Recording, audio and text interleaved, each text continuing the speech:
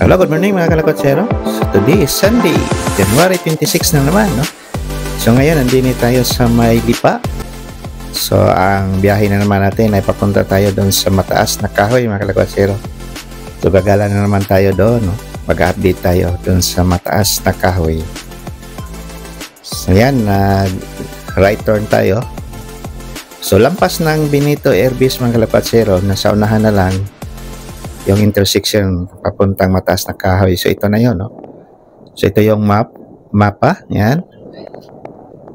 So kunti na lang, almost 2 kilometers na lang, no? Nasa mataas na kahoy na tayo. So ngayon nandito tayo sa gilid ng airbase. So yan yung airbase ng Lipa.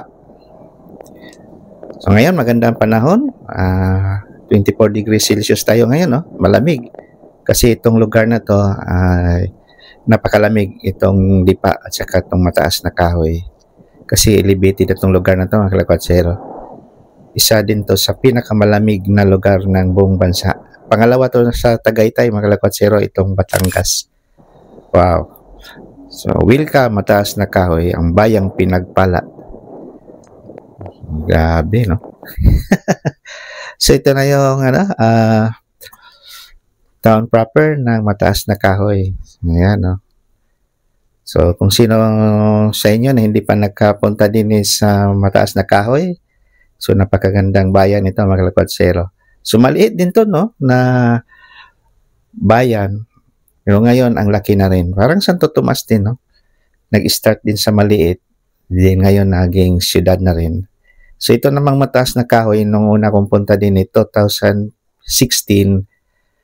parang barangay lang, pero ngayon, no, ang laki ng kaibahan. So ito na yung papunta doon sa kanilang municipal hall. Yan. So pansin natin, ang dami ng mga commercials, no? Marami na mga tindahan din, eh.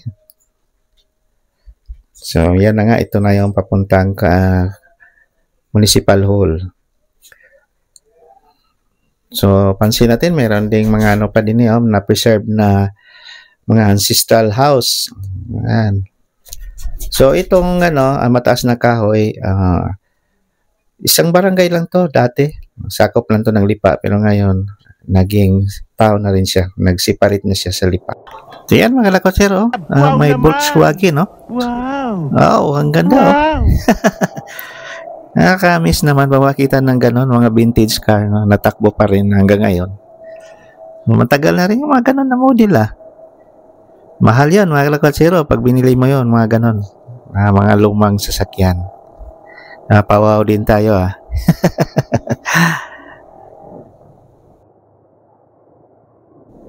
Wow, ang ganda pa ng mga bahay din, Sa panahon pa ng mga Kastila, napipreserve pa, no? Din sa may mataas na kahoy.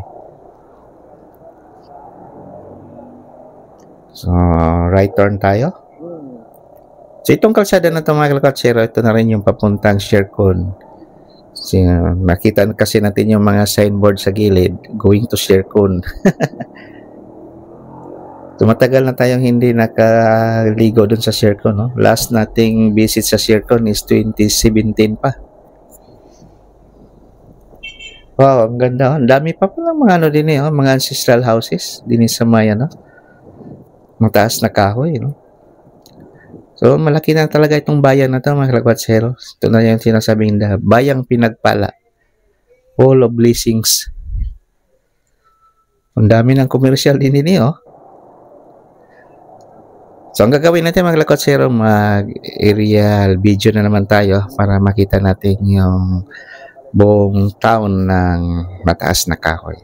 So maghanap lang tayo ng area saan tayo pipisto, no? Baka din sa unahan.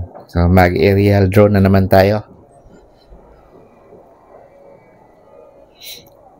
Ang dami ng tindahan talaga din, Hindi kagaya dati. So nanibago tayo mga kalakotsero kasi matagal na, almost 1 year na rin tayo na hindi kagala. Almost 2 years pala. So, din tayo. So, yan. Ito na yung aerial video natin ngayon, no? Nalipad ng ating drone. So itong mataas na kahoy ay naging town noong 1932 before World War II, no? So meron itong population na almost 30,000 plus at may household na 7,600 plus din. So it's a 4th class municipality ng Batangas, 3rd district, no? Sakop ng 3rd district ito. So 4th class pa, no? So yung economy din is number 1 yung agriculture, yung kape, yung coconut, sa milk fish, bangus at saka yung tilapia. So itong mataas na kahoy, meron itong 16 na barangay. Yan. So yan yun, no? So isa sa mga pupuntahan natin mamaya yung Kinalaglagan o Kalakatsero. Igala ko kayo doon sa kanilang one of the scariest road ng Batangas. So may ano to, no? Taas na 1,243 feet itong mataas na kahoy. So siya yung tinatawag na pinakamalamig sa buong bansa.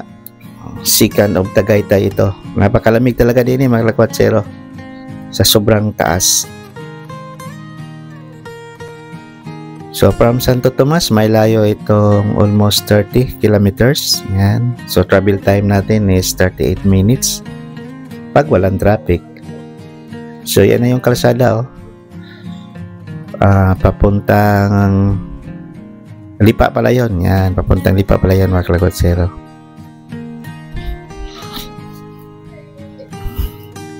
So napakalawak pa rin itong mataas na kahoy. So, marami tayong mga kaibigan din mga Kalakatsero. Shout out sa kanila, mga kasama ko sa trabaho. So taga dini talaga sila sa mataas na kahoy. So grabe, oh. Ang tanaw natin din ang Taal Volcano. Blurred lang mga Kalakatsero kasi sobrang init na ngayon, no? Nasa 11 o'clock na tayo ng umaga. So yan yung Taal Volcano. So tara na, continue tayo sa ating biyahe. So ang gagawin natin ngayon, diretso tayo doon sa may Kinalaglagan, Barangay Kinalaglagan. So ipakita ko lang sa inyo mga Kalakatsero yung tinatawag na one of the dangerous road din sa Batangas. So kung alam lang niyo mga Kalakatsero, ang isa sa pinakadelikadong kalsada na nasa top 1 ay yung Ligaya, yung Sungay, yung papuntang Tagaytay. Din ito naman Kinalaglagan, hindi ako sure kung ito ay pangalawa o pangatlong kalsada na napakadelikado rin. So marami na rin na dyan, nag-isgrasya. So pag kayo ay pumunta ng Kinalaglagan, mag-ingat kayo sa sobrang tarik. Pero napakaganda ang view mga Kalakatsero, sobrang ganda. Kasi overlooking siya sa Taal Lake. So ito na yung kalsada na to. Papuntang Lumang Lipa at saka Kinalaglagan.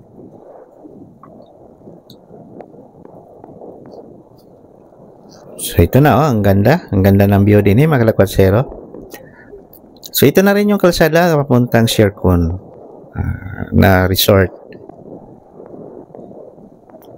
So pababa na tayo mga Kalakatsero, no? Pababa. So hindi lang nyo pansin sa ating kamera. Palusong na pala yan. Palusong na tayo, no? So din pag kayo ay dumaan, siguruhin nyo na yung sasakyan nyo, motor man or 4 wheels, kondisyon yung brakes, mga brakes at saka yung radiator ninyo. Kasi pababa talaga, palusong, no? Nasa almost, I think, 30 degree ngayon. Pagdating na bago Kinalaglagan, mayroong doon na parang 45 degree. Sobrang tarik. So doon nalaglag yung bus, no? Galing sa field trips na may maraming patay. Yan. Ito, palusong, oh. Magandang kalsada mga Kalakatsero, no? So, sa sobrang ganda, yung iba, mabilis magpatakbo. Pag nawalan ng brakes o preno, delikado. So, doble ingat talaga. So, din marami silang, hindi sila nagkulang sa mga babala, yan, no? Slow down, Dapat 20 ang ano natin kph na takbo. So din ang ganda ng view, overlooking siya sa buong Batangas. So hindi na tayo hihinto. Dati nung una kong gala huminto tayo doon, no? Nagpicture tayo. Kasi napaganda ng view din overlooking siya. So pansin niyo mga lakwatsero, hindi lang malata sa ating camera. Wala na. Palusog na to. So mas ano na natin yung brake kaysa gasolinador. Nakapiga na tayo palagi, no? Kontrolado natin yung brake. No, ang daming pine tree din, no? Kasi itong area na to mga lakwatsero, parang nasa Tagaytay na rin tayo, malamig, no? Kahit ngayon, no, tirik ang araw, napakalamig. So ito na yung share cone. So mag-aerial video na naman tayo para makita natin yung kalsada at saka yung resort.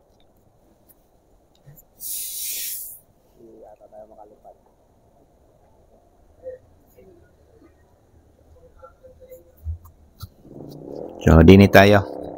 May parking pala. Pwede na pala makalipad. So yan, ito na yung aerial view din sa may Shercone Resort and Ecology Park. So kita natin din yung maganda nilang mga swimming pools, no, ng Shercone. Ito yung tinatawag na 11 package pools, yan, or multi-layered na pools. So bihira lang yan makita sa ibang mga resort, no. Dito lang yan sa Shercone. So ang ganda ng ano diyan, no, yung mga swimming pool nila. Yan, no. Din marami pa yan mga lakwatsero, no. Hindi lang yan na area na yan, no. Pag-ikutin natin yung buong ano Shercone, meron pa yang 6, no, na malalaking mga swimming pool yan, no. 6 pa yan. Napakalawak yang ano itong Shercone na to. So medyo mayroon lang konting ano kamahalan pag napasok tayo diyan. I think last 3 years ang entrance fee dyan pag dito is 250. So ito isa ko pa rin yan ng Shercone, no? Tingnan nyo mga lakwatsero, itong resort na to suitable talaga ito sa mga weddings, and social events, meetings, mga parties, at saka team building yan, no? So yan na yung highway, ano, yan yung papuntang ano Mataas na Kahoy or papuntang Lipa. So napaka-relaxing talaga itong lugar na to mga lakwatsero, yan, no. Ito yung tinatawag na green, ano, surrounded by greeny, yan. Breathtaking views along Taalik lang din to, no? Makita natin Taalik mamaya. So napakaganda talaga, no, yung nature, napaka-green, at kita naman natin yung mga landscape ang gabi, no? Yan, no, ang ganda, oh. So yan yung sabi ko sa inyo mga lakwatsero, kitang kita din ang view ng Taalik. Yan. Wow naman! Wow! Wow! Wow naman! Wow! Wow! So itong kalsada na to, yung Kinalaglagan Road, napakataas nini mga kalakwatsero. Mamaya makita nyo. So yan, pababa tayo. So din mabagal ng speed natin, sobrang tarik na. Ito na yung sinasabi ko sa inyo na nasa 45 degree ang ano din tarik, yan, no. Mabagal na yung tricycle. Sobrang tarik na to mga lakwatsero, ha. Sa camera natin hindi malata, pero sobrang ano na to. Pababa na, oh. So din yung disgrasya, ano. Maraming nagisgrasya pala din. Sobrang lusong na, oh. So yan yung nangyari dati. So sabi pa ng mga kaibigan ko, mga kasama ko sa trabaho, maraming mga nagisgrasya din, karamihan ay mga dayo, hindi alam yung kalsada. Lalo na ito, mga paliko. Ito na yung 45 degree, sobrang tarik. So ang ginawa natin mga kalakwatsero, pababa tayo, no? Hindi tayo yung paahon. Iniwasan ko yung paahon mga kalabatsero, baka hindi kaya ng motor ko. So ayan, baba na tayo. So ngayon, naka-brake na lang tayo. Yung makina natin, ala na, engine off na. So control na lang natin ng ating brakes. Ayan. So naka-engine control tayo ngayon, no? Engine off na pala. Din oh, ito yung pinakamahirap din oh. Sobrang lusong oh. Tapos paliko pa. So din mag-ingat kayo kasi blind curve. So ito na yung Kinalaglagan Road, one of the dangerous road ng Batangas. Grabe. So pansin niyo mga kalabatsero, walang masyadong nadaan, kundi taga-dini lang. So karamihan naman sa mga narinig natin na experience, ito daw yung tinuturo ng Waze at saka yung Google Map sa Googles, lalo na pag hindi nyo alam yung papuntang Lipa. Dito kayo pinapadaan ng Waze. Yan na yung narinig ko, may nagreklamo. Nung nag-Google sa papuntang Lipa, dito daw siya dinaan, no? So ito na yung barangay Kinalaglagan niya, no?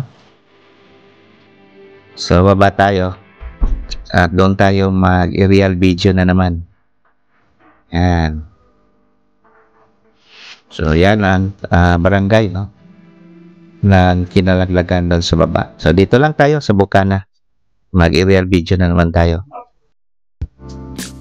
So yan mga kalabatsero, ito na yung aerial video natin. So tanaw natin din ang kalsada ng Kinalaglagan, no? Kinalaglagan Road, napakatarik. So diyan tayo galing kanina. So imagine natin, no, pag dumiritso pala tayo, bagsak tayo doon sa barangay. Doon tayo sa barangay Popolotin.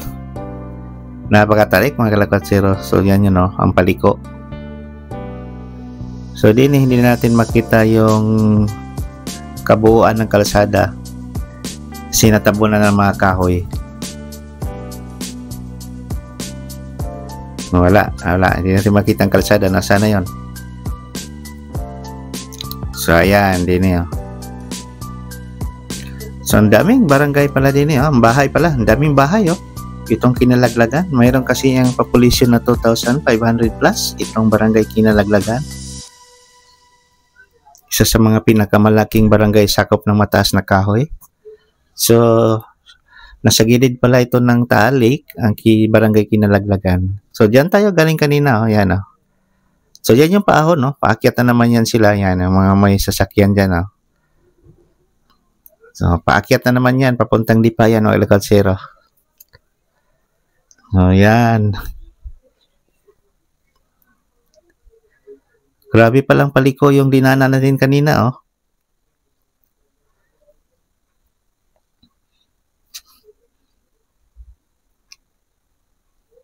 Grabe, ang lawak pa pala din, oh. So, yan yung kalsada, yan yung barangay Kinalaglagan. So, medyo malikot yung drone natin. Napakalakas pala ng hangin din mga kalabatsero. Ang lakas ng hangin, no? So, yung drone natin hirap. Hirap lumiko. Hirap iliko pala. Sa lakas ng hangin. Ang daming bahay pala din eh. So, shoutout natin ang ating mga kaibigan din sa may barangay Kinalaglagan, no? Mga Dibilia family at saka, ano, sino ba yun? Sila si, ano, Peris family, yan, tama. Sila si Runa, mga kasama ko sa Aikawa. So, ang ganda ng view. So, tanaw na pala natin din ang Balite, Batangas. Yan, yung binablog natin last week. Doon tayo sa kanilang Baywalk. So, ang ganda ng view. Oh. So, yan yung kalsada. Oh. Yung sa may left side, yun na yung papuntang Balite. Yung sa gitna naman, yun yung papuntang Lipa. At sa kabilang side naman, sa may right side natin is papuntang Kinalaglagan. Barangay Kinalaglagan. So isa sa mga hanap buhay diyan sa Kinalaglagan ay majority diyan ay mga fisherman. Yan, kasi ang daming tilapia din at saka bangos, no? Napakalaki pa naman ang bangos din eh. Yan, no? So ito ay sako pa rin na mataas na kahoy, no? Isa sa mga 16 na barangay, itong barangay Kinalaglagan. Ang sarap maligo, mga kalakwatsero. So, din tayo sa kabila. Dito naman yung Balite, Batangas. Yan. So, yan. Mamaya, dadaan tayo niyan. Kalsada na yan, no? Okay, let's go. Papunta na naman tayo ng Balite, Batangas. So, ang sarap. No? Sarap mag-rides. Pag ganito, mga kalakwatsero, napaganda ng view. It nature, no? Nakaka-relax. Kahit mainit, mga kalakwatsero, malamig pa rin. Hindi natin ramdam yung init. Napakalamig itong lugar na to. Sa dami ng mga puno. Daming saging. Yan. Saging, mga kape. Daming prutas din eh.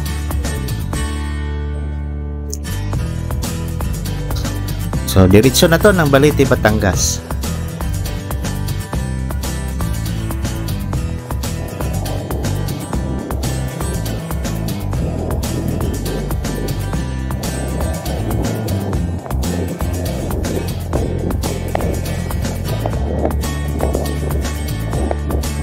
Siapi. Buat ang siapi din ya. Hindi ang siapi sa kasulok-sulokan ng Batangas. Napakasipag nitong siapi.